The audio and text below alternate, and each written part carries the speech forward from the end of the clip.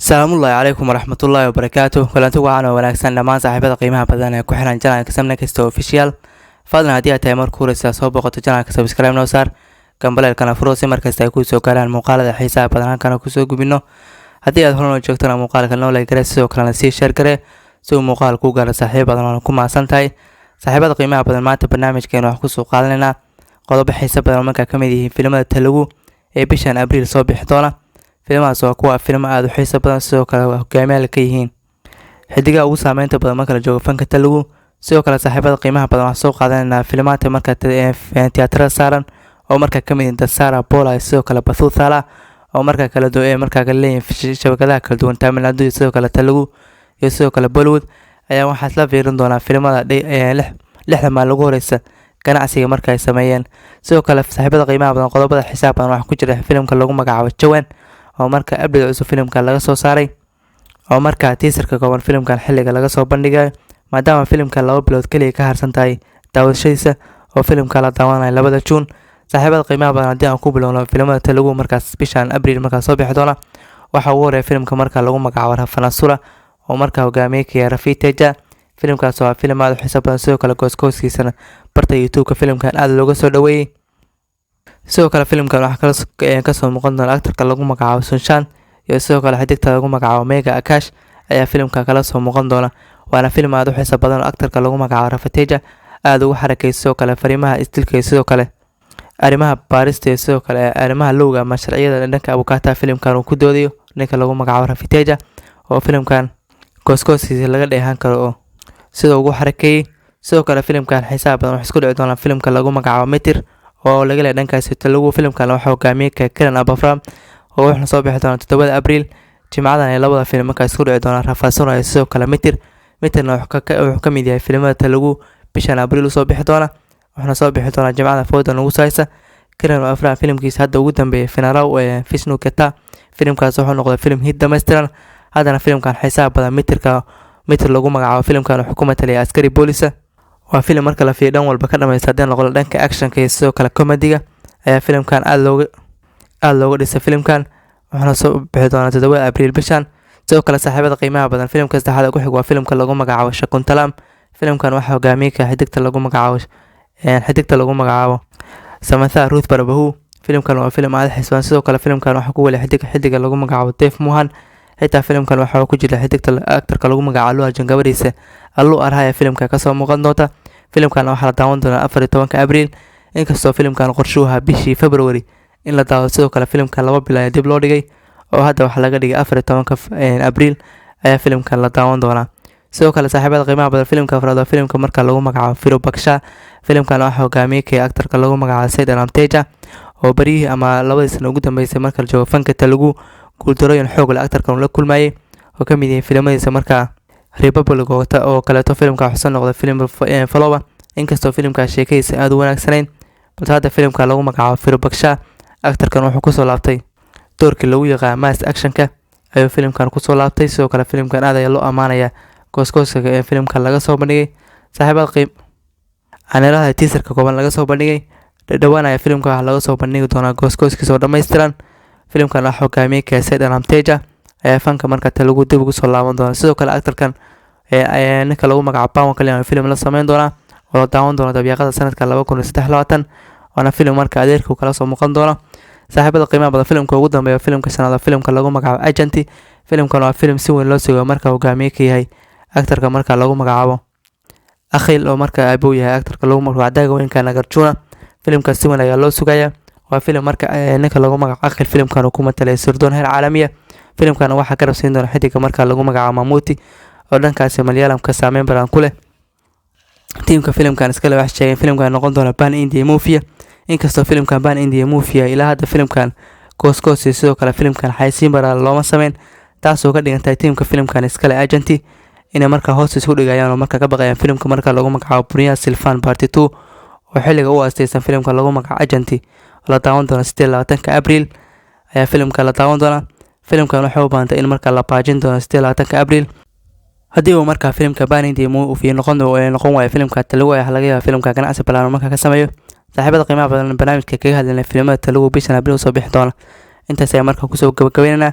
wix kasoo kalena waxaan kusoo gumi doonaa muuqaaladeena xiga. haddana filimka lagu magacaabo Dasara oo markaa hogaamiyey Kenani. filimkan waa filim aad u xiiso badan, wuxuu soo baxay 30kii bishan Maaj ayaa filimka tiyaatar loo saaray. filimkan waxaa ku wada xigta marka lagu magacaabo Kirti Suresh. filimkan waxaa sida shaac laga qaadahaa filim baan India movie, balse filimkan ganacsigiisa marka la fiiriyo wuxuu ku xindaabayaa fanka Telugu. filimkan wuxuu ka sameeyay ganacsi waaliya, maadaama filimkan 6 maal lagu wareysa filimkan marka la fiiriyo dhulweynaha Telugu. filimkan uu ka soo xareeyay ku dhawaad 60 karoor ilaa 62 karoor filimkan gaar ganacsigiisa marka la fiiriyo dhulweynaha Telugu, taasoo ka dhigan tahay filimkan ugu horeeyay filimka Nani oo markaa hogaamiye ka yahay oo ugu saameynta badan marka la joogo fanka Telugu. waa filimka lagu magacaabo Dasara, maadaama filimka 6 maal gudahood oo 60 karoor filimka kaga taala marka la joogo gudaha dhulweynaha Telugu oo marka la isku daro Andhra iyo sidoo kale iyo Telangana. saaxiibada qiimaha badan filimkan waxaa fiirin doona 6 maalin ganacsigiisa ku sameeyay dheewan. filimkan wuxuu sameeyay ku dhawaad 38 karoor, halka filimka marka la fiiriyo uu keenay filimkan 14 karoor, taasoo ka dhigan tahay filimkan maalintiisa wuxuu sameeyay ganacsi aan inaba caadi ahayn.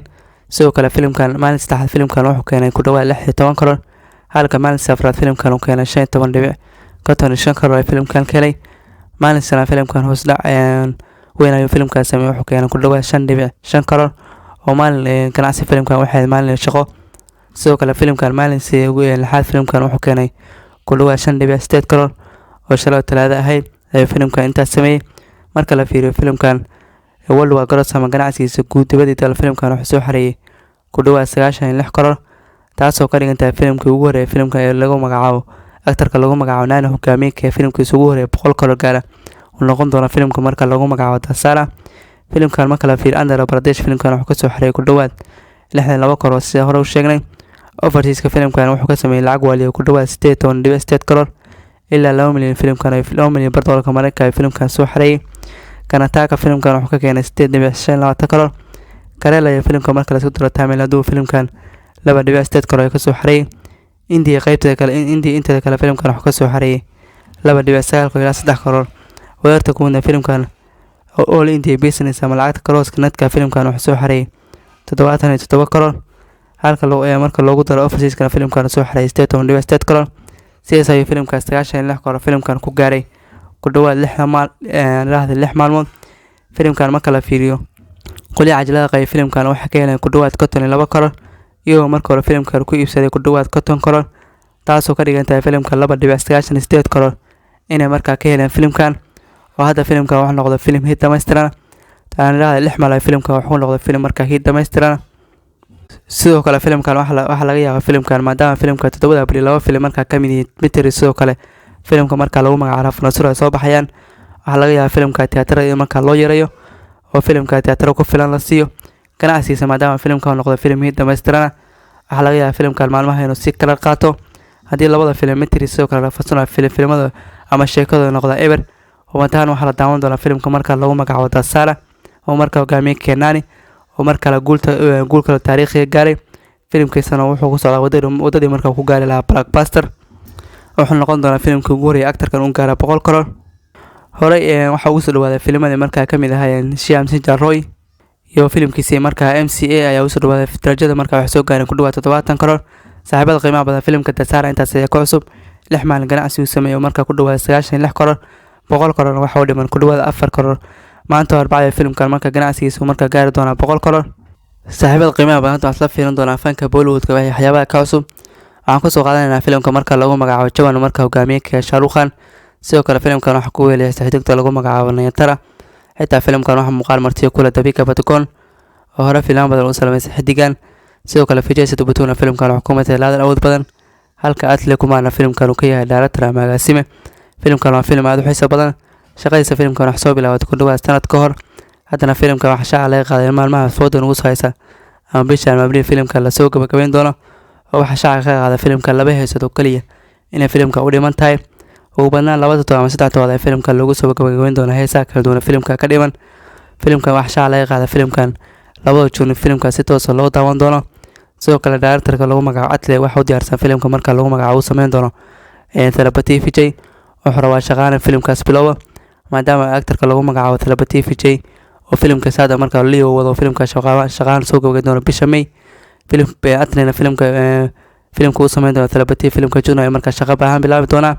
sidoo kale filimkan marka hogaamiye ka jawan waxa laga qaaday filimka teaser kooban oo filimkan u khaas actorka lagu magacaabo Shah Rukh Khan sidoo kale dowlad kala duwan filimka ka soo muuqan doona in filimkan Eidul Fitr laga soo bandhigi doono oo lagu soo dhaxdeyn doono filimka lagu magacaabo Kisika Bai Kisika Jan oo marka hogaamiye ka yahay megastarka caanka Salman Khan hore waxa ogaan filimka lagu magacaabo Kisika Bai Kisika Jan filimkii Pathaan inuu marka lagu soo daayay gooskiisa haddana labada filim way istaafsan doonaan oo gooska Jawan ayaa waxa lagu soo dhaxsiin doonaa filimka Kisika Bai Kisika Jan oo marka tiyaatar la saaro kadib ayaa marka YouTube-ka lagu soo fasaxi doonaa gooska dhameystiran intaas ayaa ku cusub filimka marka lagu magacaabo Jawan oo marka hogaamiye ka yahay Shah Rukh Khan oo sanadka ku jira waqtigiisa ugu fiican maadaama filimkiisa Pathaan noqdo all time blockbuster rikoor walba marka uu yaala fanka Hindiya oo marka uu jabiyay oo marka kamid yihiin Bahubali iyo sidoo kale KGF iyo Dangal saaxiibada qiimaha intaas ayaa ku cusub ka soo konana maqaaladan kale ku soo kubin doona wali waxa ku jirnaa fanka marka Bollywoodka haddana waxa soo qaadanaa filimka marka lagu magacaabo Pola marka hogaamiye ka yahay Ajay Devgan filimkan waxa soo baxay 30 bishan Abriil aan ilaa 30 bishan Maaj ay soo dhaafnay toddobaadkii hore filimka Jimcadii hore filimkan tiyaatar la saaray waxaana filim marka remake oo filimka kaayay filimka laga soo qaatay inkastoo filimka la waa filim remake oo wuxuu noqon doonaa filim marka wadadii maray selfie sidoo kale Shahzada ayuu mari doonaa balse filimkan wuxuu sameeyay ganacsi marka ka fiican marka la fiiriyo filimada selfie sidoo kale Shahzada maadaama filimkan uu marka agaasimay Ajay Devgan sidoo kale dhanka tayada filimkan aad ayuu marka uga shaqeeyay si marka filimka daawada fara badan filimka uu soo jiito waxa la fiirin doonaa filimkan 6 maalin ugu horeysa ganacsiga filimkan uu sameeyay maalinka filimkan wuxuu sameeyay ku dhawaad 11 karoor halka maalinka labaad uu keenay 7 karoor maalinka saddexaad wuxuu keenay ku dhawaad 12 karoor maalinka afraad filimkan wuxuu keenay 13.48 karoor halka maalinka afraad filimkan uu keenay ku dhawaad 4.5 karoor maalinka lixaad filimkan wuxuu keenay ku dhawaad 4.8 karoor oo filimka kar ku ciyaaray filimka sameeyay halka filimka marka la fiiriyo gudaha Hindiya filimkan ama lacagta karooska filimkan uu ka soo xareeyay ku dhawaad 3 karoor halka suuqyada caalamka filimka marka loogu darana oo filimkan gaaray ku dhawaad 74 karoor oo filimka hadda maray 74 karoor lacagta marka la fiiriyo karooska taasoo ka dhigtay filimka haddii uu gaaro 100 karoor in noqon doono filim marka average 110 karoor filimka marka uu gaarana uu noqon doono filim hit dhameystiran haddana filimka wadada marka 100 karoor uu gaaro wax ka dhiman ku dhawaad 25 karoor filimka haddii uu toddobaadna soo socda filimkan uu ilaala marka la gaaray 22 Abriil oo marka filimku soo bixi doono filimka Salman Khan hogaamiye ka yahay haddii filimkan uu socdo humantaan filimkan uu gaari doona 100 karoor oo wuxuu noqon doonaa filim marka average saaxiibada qiimaha badan filimka hadda wuxuu noqday filim marka below average oo marka flopka ka roon maadaama lacagtiisa filimkan ku dhawaad 45% filimkan uu soo celiyay humantaana filimka wuxuu noqon doonaa filim average ugu dambeyntii saaxiibada qiimaha badan muuqaalkeena waxa ku soo afeenana filimka marka lagu magacaabo Batuthala filimkan waxa hogaamiyay Kaysile Barsanti filimkan waxa leeyahay dhankaas taamiladooda fankooda marka loo yaqaan Hollywood filimkan waxa la saaray filimka 30 Maaj ayaa filimka la saaray filimada ka soo hadlayna dad saaray sidoo kale Pola waxa filimada marka la fiiriyo fanka kala duwan lagu Bollywood oo marka isku marka la saaray tiyaatar oo 30 Maaj ayaa saddex filim loo saaray saaxiibada qiimaha badan oo soo geysano filimka 6 maalin lagu horeysa filimkan ganacsigu sameeyay day 1 filimkan wuxuu keenay 8 karoor day 2 6 karoor ayuu keenay day 3 filimkan 6 karoor ayuu keenay sidoo kale day 4 na wuxuu keenay 6 karoor taasoo ka dhigantay filimka 3 maalin isku hoogta ganacsi isku mid ayuu markaa sameeyay sidoo kale day 5 filimkan wuxuu keenay ku dhawaad 2.64 karoor oo maalin shaqeeya filimkan maalin sanad ugu beegnay halka filimka marka la fiiriyo day 6 na uu keenay 1.5 karoor wadarta kuwana filimkan wuxuu keenay ku dhawaad 31 karoor filimkan waxa laga rabaa filimkaasi uu dhameystiro u noqdo inuu markaa ganacsigiisu gaaro ku dhawaad 40 karoor hubantaana filimkan waxa uu dhiman 9 karoor wayna socon doonaa filimkan wuxuu gaari doonaa darajada hit dhameystiran aktarkan waxa ku jira waqtigiisa ugu fiican maadaama filimadiisa ugu dambeeyay ee ahaayeen filim markaa blockbuster hubantaana filimkan markaa Batuthala wuxuu ahaa filim markaa remake oo filimkii Mufti ayaa laga soo qaatay saaxiibada qiimaha badan filimkan wuxuu ku socdaa wadadii markaa uu noqon lahaa hit dhameystiran hubantaana filimkan waa gaari doonaa maalmaha foodan ugu saaysa ama toddobaadka foodan ugu saaysa saaxiibada qiimaha badan intaas ayaa ka cusub barnaamijkii aan kaga soo qaadanay filimada kala lagu bishan Abriil wuxuu soo bixi doonaa iyo sidoo kale filimka Tasala 6 maalin ugu horeysa ganacsigu sameeyay sidoo kale filimka Pola iyo sidoo kale filimka Batuthala hadda ka hadlaynay iyo sidoo kale filimka Jawan update ka cusub oo markaa 2 June filimkaasi rasmi loo daawan doona saaxiibada qiimaha badan barnaamijkan maanta halkan ayuu ku egyahay wixii ka soo korana muuqaaladan maanta kaga soo hadana waxa ku soo gudbin doona muuqaaladan kale fadlan haddii aad ka hesheen muuqaalka noo like garaya sidoo kalena sii share garaya si uu muuqaalku u gaaro saaxiibo badan waana ku mahadsantihiin daawashada muuqaalka. Assalaamu calaykum waraxmatullahi wabarakaatuh.